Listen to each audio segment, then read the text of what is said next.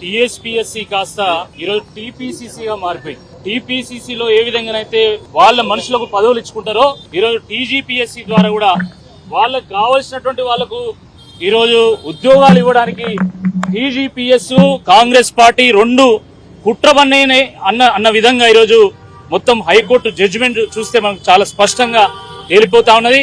కాంగ్రెస్ అంటేనే అది స్కామ్ల పార్టీ. దాని సహజత్వాన్ని కోల్పోకుండా చివరకు గ్రూప్ 1 లో కూడా ఒక స్కామ్ చేయడం చాలా చాలా దురదృష్టకరం.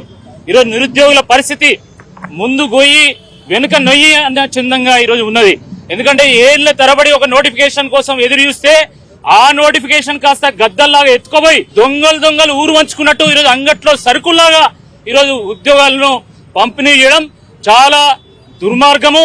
నిన్న హైకోర్టు తీర్పు వస్తే ఈ రోజు వరకు కూడా టీజీపీఎస్సీ స్పందించకపోవడం చాలా దురదృష్టకరం. ఇది నిన్న తీర్పు వస్తే హైకోర్టు తీర్పును మేము గౌరవిస్తాం, మేము నిరుద్యోగులకు న్యాయం చేస్తాము, ఈ విద్యార్థులకు న్యాయం చేస్తామని ఎందుకు చెప్తలేరని చెప్పి ఈ సందర్భంగా మేము ప్రశ్నిస్తా ఉన్నాము.